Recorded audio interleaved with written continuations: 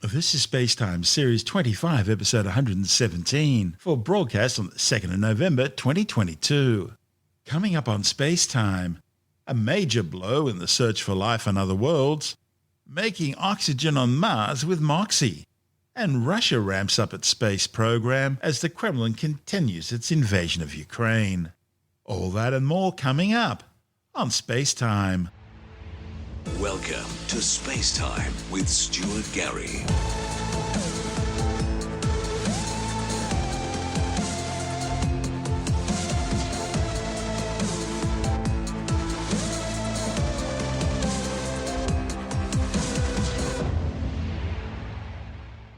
Planetary scientists have suffered a significant setback in their search for exoplanets, that is, planets orbiting other stars, which could potentially harbour life.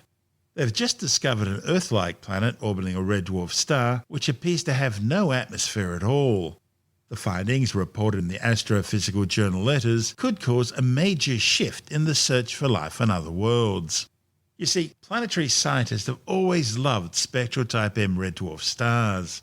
They're the most common types of stars in the universe. In fact, they make up around 3/4 of all the stars in our Milky Way galaxy alone. What makes them so good for planetary scientists is that they're small and relatively dim. That means there's not so much glare, and that allows scientists to have a better chance of detecting any orbiting planets around them reasonably easily. And of course, the hope is that some of those planets could be orbiting in the star's habitable zone. That's the distance from the star where it's not too hot and not too cold, but just right for liquid water, essential for life as we know it, to exist on a planet's surface. The problem is, and this is something planetary scientists have long known, is that red dwarfs tend to erupt fairly frequently in powerful stellar flares. Now, these flares would irradiate the surface and blow away any atmosphere of any nearby planet. Now, however, those fears have finally been confirmed, with the discovery of an Earth-like planet with no apparent atmosphere orbiting a red dwarf star. The planet is named GJ 1252b. It's slightly larger than the Earth, and it orbits its host star every 12 hours. One of the study's authors, Michelle Hill from the University of California, Riverside, says the pressure from the star's radiation is immense, enough to blow the planet's atmosphere away.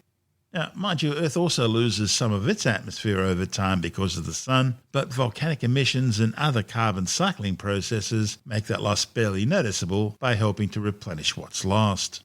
However, in greater proximity to a star, especially a flaring red dwarf, a planet simply can't keep replenishing the amount of atmosphere that's being blown away. And even in our own solar system, there's a good example of this with the planet Mercury, the nearest planet to the Sun.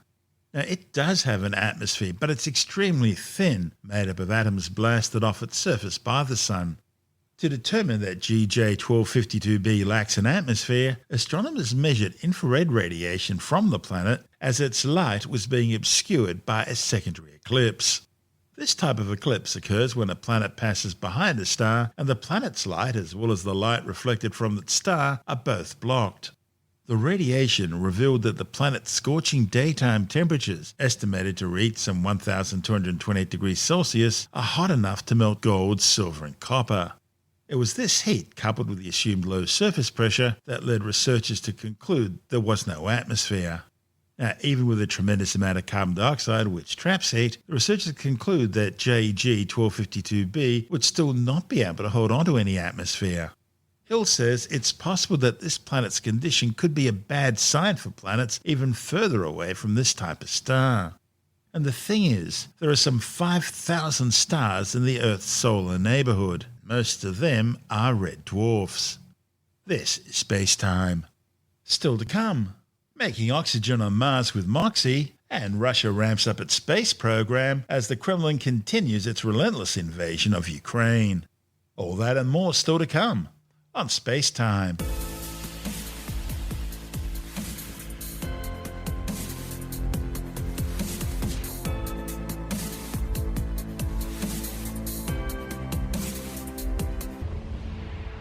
Okay, let's take a break from our show for a word from our sponsor, NordVPN. We use NordVPN because we think it's the best, and we were using them a long time before they became sponsors of ours. VPN stands for Virtual Private Network. It's a way of connecting to the internet through a secure connection. And this allows you to access websites without being tracked by third parties. And the best part about using a VPN is that it also encrypts all the data that you send over the internet, so no one can spy on what you're doing online. It means confidential documents remain confidential. Financial transactions, your kids' information, and legal documents are a lot safer with a VPN. But a virtual private network gives you a lot more than that. For example, suppose there's a movie you want to watch, but it's geo-blocked in your part of the world. Well, that's where a virtual private network comes into its own. It allows you to bypass all those sort of restrictions so you can watch the movie you want, even if it's geo-blocked. And when it comes to virtual private networks, NordVPN provides you with a faster service. They have 24-hour service support and a 30-day money-back guarantee if you're not completely satisfied. And right now, as a listener to SpaceTime, we've got some special deals available for you. There are a range of different bundles to suit every need, right up to our 69% off for 2 years deal, which also includes lots of bonuses. You really should go and check it out. That's right, 69% off a 2-year plan with bonuses included. So why not check it out today? Go to our website, nordvpn.com/StuartGary, and click on the Get the Deal button. And don't forget the 30-day money-back guarantee. So what have you got to lose? Go to nordvpn.com/StuartGary and click on the Get the Deal button to get peace of mind and security with your internet browsing. That URL again, nordvpn.com/StuartGary. And of course, we'll put the details in the show notes and on our website. And now, it's back to our show. You're listening to SpaceTime with Stuart Gary. On the red and dusty surface of Mars, nearly 160 million kilometres away, an instrument the size of a school lunchbox is proving that it can reliably make as much oxygen as a small tree. The Mars Oxygen In Situ Resources Utilization Experiment, or MOXIE, has been successfully making oxygen from the red planet's carbon dioxide-rich atmosphere ever since February 2021, when it first touched down on the Martian surface as part of NASA's Mars Perseverance rover mission. Now, a report in the journal Science Advances shows how MOXIE was able to produce oxygen on 7 experimental runs and in a variety of different atmospheric conditions, including during the day and night and through different Martian seasons. In each run, the instrument reached its target of producing 6 grams of oxygen per hour, which is about the same rate as a modest tree on Earth. Scientists believe that a scaled-up version of MOXIE could be sent to Mars ahead of any human mission and continually produce oxygen at a rate of several hundred trees. Now, at that capacity, the system should generate enough oxygen both to sustain humans once they arrive and also to provide some of the fuel that rockets would need for returning the astronauts back to Earth. MOXIE's steady output is a promising first step towards that goal. MOXIE principal investigator Michael Heck from the Massachusetts Institute of Technology, MIT, says scientists have learned a tremendous amount that will inform future systems on a larger scale. MOXIE's oxygen production on Mars also represents the first demonstration of in situ resource utilization, which is the idea of harvesting and using a planet's materials, in this case carbon dioxide on Mars, to make resources, in this case oxygen, that would otherwise need to have been transported from Earth. So, this really is an historic first demonstration of actually using local resources on the surface of another planetary body and then transforming them chemically into something that would be useful for a human mission. Of course, the current version of MOXIE is small by design in order to fit aboard the Perseverance rover, and it was only built to run for short periods of time, starting up and shutting down after each run, depending on the rover's exploration schedule and other mission responsibilities. Now, in contrast, a full-scale oxygen factory would include much larger units and would ideally run continuously. Despite the necessary compromises in MOXIE's current design, the instrument has shown that it can reliably and efficiently convert the Martian atmosphere into pure oxygen. It does this by first drawing in the Martian air through a filter that cleans it of contaminants. The air is then pressurized and sent to a solid oxide electrolyzer, which electrochemically splits the carbon dioxide-rich air into separate oxygen ions and carbon monoxide. The oxygen ions are then isolated and recombined to form breathable molecular oxygen, or O2, which MOXIE then measures for quality and purity before releasing it harmlessly back into the air, along with carbon monoxide and other atmospheric gases. MOXIE engineers have started up the instrument 7 times throughout the Martian year, each time taking a few hours to warm up, then another hour to make some oxygen before powering down again. Each run was scheduled for a different time of the day or night, and in different seasons, to see whether MOXIE could accommodate shifts in the planet's atmospheric conditions. See, the thing is, the Martian atmosphere is far more variable than Earth's. The density of the air alone can vary by a factor of 2 throughout the year, and the temperature can vary by up to 100 degrees. One objective is to show scientists that MOXIE can run in all seasons. And so far, MOXIE's shown that it can make oxygen at almost any time of the Martian day or year. The only thing not yet demonstrated is running the machine at dawn or dusk when temperatures are changing rapidly. Mission managers are now planning to push MOXIE's capacity and increase production, especially during the Martian spring when atmospheric density and carbon dioxide levels are high. They'll also monitor the system for signs of wear and tear. As MOXIE is just one experiment among several aboard Perseverance, it can't run continuously as a full-scale system would.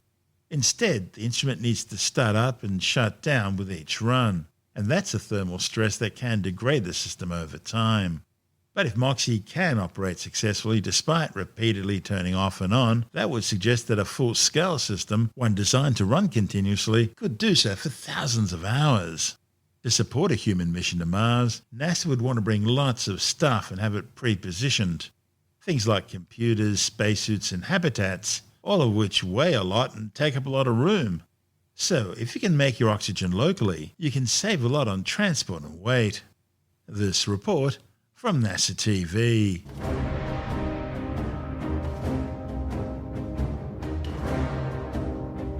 We've all seen The Martian, and we know we need breathable oxygen to survive on Mars. What's up, Watney? It turns out it's a lot better to be able to extract it from the atmosphere of Mars, then bring it with you on the trip over, if you have the technology. I'm here with Jim. He's going to teach us how to get oxygen on the surface of Mars. Jim, can you tell us where we are right now? Absolutely. This is the JPL Mars Oxygen In Situ Resource Utilization Laboratory. We call this the MOXIE lab for short. The MOXIE instrument is a demonstration mission designed to prove that we can produce pure oxygen on the surface of Mars. So how do we make oxygen on the surface of Mars? It's actually a fairly easy process. Basically what we do is we take Mars atmosphere, we run it into a unit called a solid oxide electrolysis unit, which is basically a fuel cell in reverse. Wait a second. Reverse fuel cell? How does that work? What happens is we have Mars atmosphere goes into the SOXY unit. It's then heated up to 800 degrees Celsius. We inject energy into the cathode and anode. And then what happens is oxygen is separated from the CO2. To test this technology, you're going to need some Martian atmosphere. Where on Earth are you going to find that? We know the composition of Martian atmosphere. It's 95% CO2 with some trace gases. And there are companies here on Earth that will mix that gas for us. We call it Mars mixed gas, and we use it for most of our testing. Well, what if we land on top of a mountain or down in a valley? The conditions for extracting oxygen are totally different. We've got to test for all of that. So the way we test for it is we design an instrumentation system that covers all of the conditions of the instrument. Lower pressures, higher pressures, clogging filters, oxygen purity, all of that stuff. Why don't we just bring the oxygen with us when we go to Mars? It's very difficult to bring something from the surface of the Earth to the surface of Mars, and it costs millions and millions of dollars. So it's much easier and better for us if we try to get that resource from the planet. And in that report from NASA TV, we heard from NASA JPL mechanical engineer Mike Meacham and NASA JPL systems engineer Jim Lewis. This is SpaceTime. Still to come, Russia ramps up its space program as the Kremlin continues its relentless invasion of Ukraine. SpaceX reaches another Starlink milestone, and later in the science report, new claims that running your cell phone over Wi-Fi networks could have an impact on sperm mobility. All that and more still to come on SpaceTime.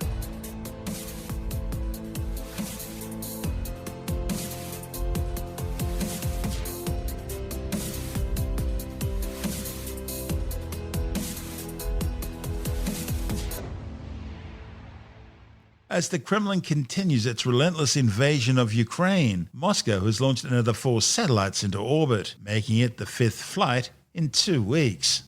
The latest launch aboard a Soyuz rocket from the Vostochny Cosmodrome in Russia's Far East carried 3 new Gonets M communications satellites and the experimental Skiff-D broadband internet satellite. The 280-kilogram Gonets M series satellites were placed into a 1,500-kilometre high orbit. They're designed to provide data and mobile communication services to subscribers globally, directly competing against SpaceX's Starlink constellation, which is providing free communications links for Ukrainian fighters. The Skiff-D spacecraft was deployed into a higher 870-kilometre high near polar orbit and will be used to provide services in the more remote Russian Arctic regions. This latest launch wrapped up a busy month for Russian spaceflight operations with 5 launches in just 2 weeks. That's despite the ongoing boycott by Western nations over Moscow's actions against Ukraine. The missions have included the launch of a Soyuz from the Plesetsk Cosmodrome 800 kilometers north of Moscow, carrying a GLONASS military navigation satellite, a Proton rocket launched from the Baikonur Cosmodrome in the Central Asian Republic of Kazakhstan, carrying an Angolan telecommunications satellite, an Angara rocket launched from the Plesetsk Cosmodrome, carrying the MK-3 military satellite, and another Soyuz launched from Plesetsk carrying 2 clandestine military satellites. SpaceX has passed another milestone with its Starlink Broadband Internet satellite project, launching its 3,500th Starlink satellite. The achievement was part of the latest launch of another 54 Starlink satellites aboard a Falcon 9 rocket from Pad 40 at the Cape Canaveral Space Force Base in Florida, bringing the total number of Starlinks now orbiting the Earth to 3,505. It was also the company's 48th successful launch so far this year. By comparison, SpaceX recorded 31 launches last year. The 260 to 295 kilogram Starlink satellites use Ku, Ka and E-band phased array antennas and are currently being placed into a range of orbits stretching from 540 to 582 kilometers high, where they're posing a serious problem for astronomers trying to undertake important research. This is SpaceTime.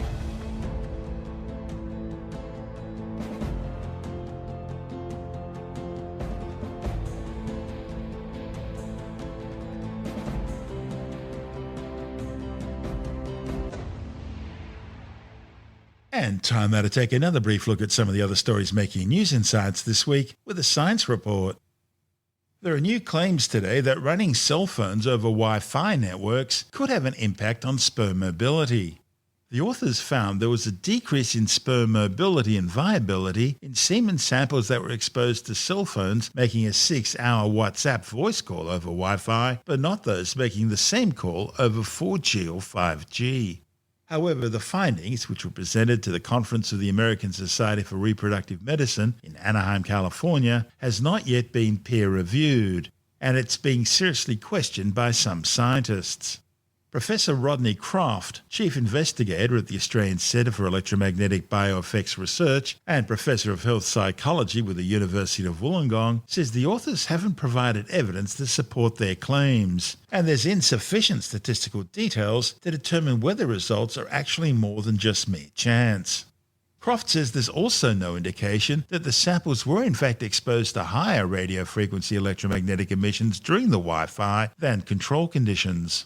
Also, no indication of which conditions were being compared to which is especially important for interpretation, and no experimental manipulation to differentiate between power source heating and any effect due directly to the radio frequency electromagnetic emissions. And all that makes the authors' conclusions unsupported and inconsistent with their results.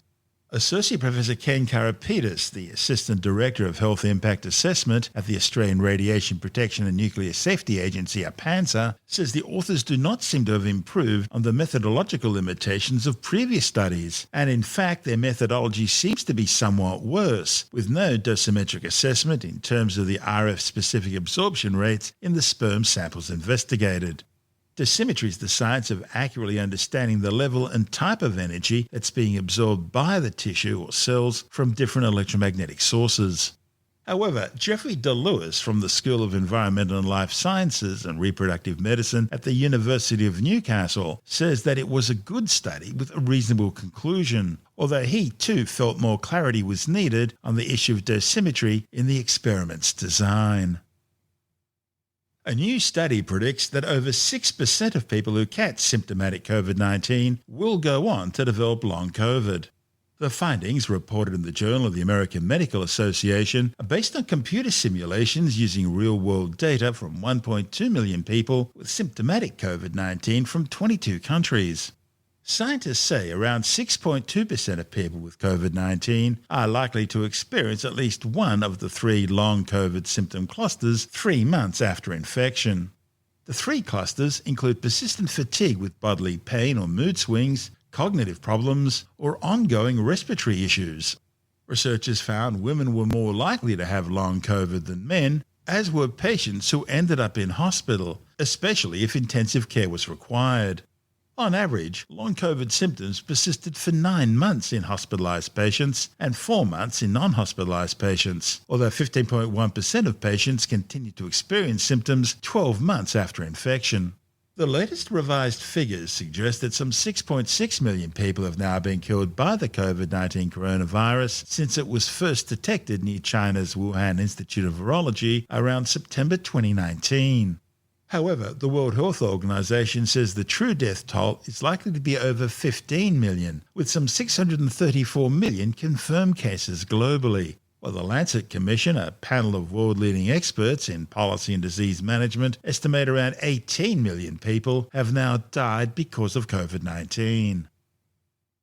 A new study claims that cutting your alcohol consumption will cut your cancer risk, but only if you stick to it. The findings, reported in the Journal of the American Medical Association, show that if you start drinking more or quit drinking, your cancer risk may change as well. Scientists monitored 4.5 million South Korean adults, finding that those who increased their alcohol consumption had a higher risk of alcohol-related cancers, including esophagus, colorectal, liver, larynx, breast, head and neck cancers, compared to those who kept their alcohol consumption the same. Interestingly, those who reduced their alcohol consumption actually experienced a higher cancer risk temporarily, but that risk was reduced if quitting or cutting alcohol was sustained. A new iOS 16.1 software update for Apple users and updates for Chrome no longer available for Windows 7 or 8.1. With the details on those stories and more, we're joined by Alex Zaharov-Reutt from ITWire.com. Yeah, look, Windows 7 and 8.1 will lose access to the latest versions of Google Chrome from February 7 next year. So that's version Chrome 110, and this basically brings Google in line with Microsoft planning January 10 as a date that Edge will stop supporting those older Windows versions. If you've got Windows 7 or 8.1, you should be able to run Windows 10 on those devices. Both Windows 7 and Windows 8.1 are now officially out of support, or effectively they are. I mean, Windows 10 is the currently supported version, and of course Microsoft is on to Windows 11. And look, if your computer is too old to run a supported version of Windows, you can always go to Linux, and there's also Google's own Chrome OS. There's a thing called Chrome OS Flex, which is available for versions of computers that are just too old to run the latest versions of Windows. So if you've been relying upon Windows 7 or 8.1, which are not being actively or properly supported as you would expect with 10 or 11, and you're using Chrome, you'll still be able to use the older versions of Chrome, but 0 days are discovered all the time, and it's just not safe to be running older operating systems with older browsers. You're effectively guaranteed to be hacked. So look, you've got a bit of a warning. You've got a few months to go, but new computers are cheap. Linux is better than it's ever been. Chrome OS Flex is available. There are options out there. You don't have to use the older versions of Windows unless you've got very specific versions of Windows software you need to use. So it's really time to reconsider running older equipment, and if possible, the upgrade to Windows 10 is free. Linux was always sort of the platform you'd use if you were a real computer geek. Is it still like that, or is it user-friendly now? Look, Linux is much more user-friendly than it ever was in the past. I mean, these current versions have effectively App Store equivalents. There are Office-compatible Office suites. They have Chrome. They have Firefox. They have, most things run in the browser these days. And there are so many different flavors of Linux, there's Mint Linux and Ubuntu, but there's all sorts of other ones that are meant to be so easy to use. You might still have some difficulties installing it. You might need the help of a friend, but you shouldn't have any problems. It's come a long way since 10, 15 years ago. Linux is free, it's well supported, it's regularly updated, there's tons of software for it. So, if you really want to hang on to older equipment, you've got plenty of choices. You can also use a Windows 7 or 8.1 computer without being connected to the internet. But if you did that, you wouldn't need Google Chrome because you wouldn't be online. Now, there were some people who would partition their computer so they'd use Linux but also use the original operating system as well. Is that still doable? Look, you can partition your hard disk and you can install a second operating system, but new computers are quite inexpensive these days. You can buy second-hand computers, older ones, quite cheaply. So the best thing to do is to leave your old computer as it is. Use any old software that you need on that old computer. Don't connect it to the internet. Use USB sticks or USB hard disks to transfer information from one computer to another if you do definitely need older programs. And just get with the times, move to a new computer. You'll be much happier and you won't have to worry about 0 days coming to ruin your day. Now, the other big bit of news concerns Apple. What's happening there? Well, a couple of things. One, Apple has launched the updates for iOS 16.1, iPadOS 16.1, tvOS 16.1, watchOS 9.1. There are 20 security vulnerabilities that have been updated in both iPadOS and iOS. And, if you're still stuck on iOS 15.7, in theory, those 0-day vulnerabilities have not been patched. And often people wait for a 0.1 of a new OS, from the 0.0, from 16.0. They might wait till a 0.1 to decide it's time to update. So if you have been on the fence about updating, it's pretty much safe to do it now. I mean, obviously, if you have specific health or other apps that you rely upon that are really important, you might want to check with the manufacturer's website or on their App Store page to make sure that they truly have been updated for 16.1. But the vast majority of apps will work just fine, and it's definitely worth updating. And one I would wait on, for example, though, is macOS Ventura, which is now also up to macOS Ventura 13. Now, that is a 0.0, and there are some programs that will take their time to be updated. One example is I use a program called Camtasia to do screen recordings and video interviews, and it's not going to be until a couple of days after the official launch that the 2022 version of the Camtasia software will be able to work properly with macOS Ventura. The older versions just don't have support. You should always double check with important software that you use that is not the mainstream, like Office or certain browsers, just to make sure that software has been updated. But for the everyday user who just uses a browser and uses internet document creation or Word or Office, that sort of thing, you'll be fine. But if you are using specific programs, always make sure you double check with the manufacturer to make sure their software has been updated for Ventura or the newest iPad versions. It's just common sense to check, but the everyday user should be fine. And look, you really should go to apple.com.au to have a look, but also youtube.com/Apple. There's a new video that talks about the new iPads. There's a new 10th generation iPad that looks a bit like an iPad Air. Doesn't have the home button anymore. There are new iPad Pros with the M2 processor, which match the M2 processor in the Apple MacBook Air. And there's a new Apple TV, one with Wi-Fi only, one with Wi-Fi and internet at 64 gig and 128 gig. So new Apple hardware. There's more Apple hardware to come next month in terms of new MacBook Pros, but lots of Apple news and always new hardware, which is great to see at this time of the year. That's Alex Zaharov-Reut from ity.com.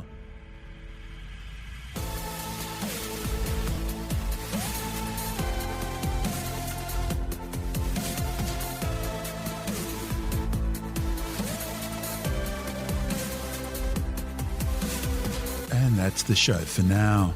SpaceTime is available every Monday, Wednesday and Friday through Apple Podcasts, iTunes, Stitcher, Google Podcast, Pocket Casts, Spotify, Acast, Amazon Music, Bytes.com, SoundCloud, YouTube, your favorite podcast download provider, and from spacetimewithstuartgary.com. SpaceTime's also broadcast through the National Science Foundation on Science Zone Radio and on both iHeartRadio and TuneIn Radio. And you can help to support our show by visiting the SpaceTime store for a range of promotional merchandising goodies, or by becoming a SpaceTime patron, which gives you access to triple-episode commercial-free versions of the show, as well as lots of bonus audio content which doesn't go to air, access to our exclusive Facebook group, and other rewards. Just go to spacetimewithstuartgary.com for full details. And if you want more space time, please check out our blog, where you'll find all the stuff we couldn't fit in the show, as well as heaps of images, news stories, loads of videos, and things on the web I find interesting or amusing. Just go to spacetimewithstuartgary.tumblr.com. That's all one word, and that's Tumblr without the E.